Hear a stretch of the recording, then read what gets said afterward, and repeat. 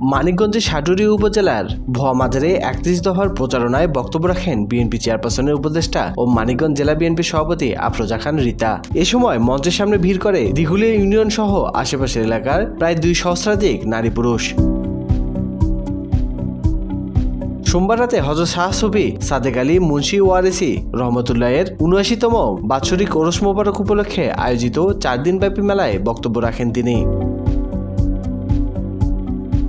এ সময় দিঘুলিয়া ইউনিয়ন বিএনপির সভাপতি মসিউর রহমান হেলালির সভাপতিত্বে অন্যান্যদের মাঝে আরও উপস্থিত ছিলেন জেলা বিএনপির সাংগঠনিক সম্পাদক অ্যাডভোকেট নুরতাজ আলম বাহার, গোলাম আবেদিন কায়সার, রফিকুদ্দিন আহমেদ ভুইয়া হাবু, জেলা কৃষক দলের সভাপতি গোলাম কিবরিয়া সাইদ, সাধারণ সম্পাদক আব্দুল সালাম বাদল, জেলা বিএনপির দপ্তর সম্পাদক অ্যাডভোকেট আরিফ হোসেন লিটন, প্রচার সম্পাদক শামীম আল মামুন, জেলা যুব দলের সদস্য সচিব তুহিনুর রহমান তুহিন, যুগ্ম আহ্বায়ক মোস্তাফিজুর রহমান প্রিন্স, অ্যাডভোকেট উজ্জ্বল হোসেন, জেলা স্বেচ্ছাসেবক দলের আহ্বায়ক জিএস জিন্না খান, সদস্য সচিব রকিবুল রহমান রাকিব, জেলা ছাত্র দলের সাবেক সভাপতি রেজাউল ইসলাম খান সজীব, জেলা ছাত্র দলের সভাপতি আব্দুল খালেক শুভ, সাধারণ সম্পাদক সিরাজুর রহমান খান সজীব, সাটুরিয়া উপজেলা বিএনপির সাধারণ সম্পাদক আবুল বাশার, জেলা জজ আদালতের পিপি আব্দুল আওয়াল, পাকুটিয়া ইউনিয়ন পরিষদের চেয়ারম্যান সিদ্দিকুর রহমান, যুগ্ম সাধারণ সম্পাদক আব্দুর রহমান, সাটুরিয়া উপজেলা বিএনপির দপ্তর সম্পাদক আব্দুর রব, প্রচার সম্পাদক ফরহাদ হোসেন, সাটুরিয়া উপজেলা যুব দলের আহ্বায়ক আমির হামজা, স্বেচ্ছাসেবক দলের আহ্বায়ক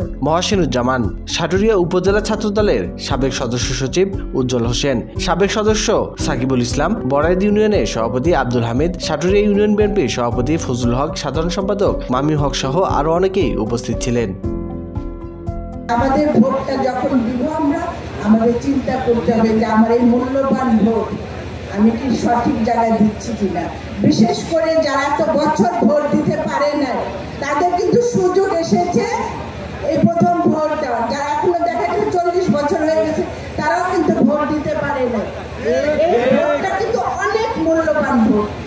এই ভোটটাকে মনে করতে হবে আমি একটা সঠিক রায় দিচ্ছি জনগণের জন্য, এই দেশের জন্য, আমার লিডারের জন্য।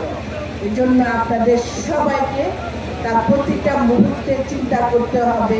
আমরা এলাকার এমন একজনকে দিব, এমন একজন জনপ্রতিনিধি তৈরি করব যার সারা বাংলাদেশের যেন প্রত্যেকটা এলাকায় প্রত্যেকটা জেলায় যেন আমরা এমন জনপ্রতিনিধি করতে পারি যারা বাংলাদেশের জন্য কাজ করবে, যারা দুর্নীতি করবে না, যারা সততা আদর্শ নিয়ে কাজ করবে, তাদেরকে আপনাদের জন্য কাজ করতে হবে। যেটা জনাব তারেক রহমান চাচ্ছে বাংলাদেশ যেন দুর্নীতিমুক্ত বাংলাদেশ গড়ে ওঠে, সেই দুর্নীতি মুক্ত বাংলাদেশ তৈরি করতে হবে, দেশপ্রেমিক বাংলাদেশ তৈরি করতে হবে।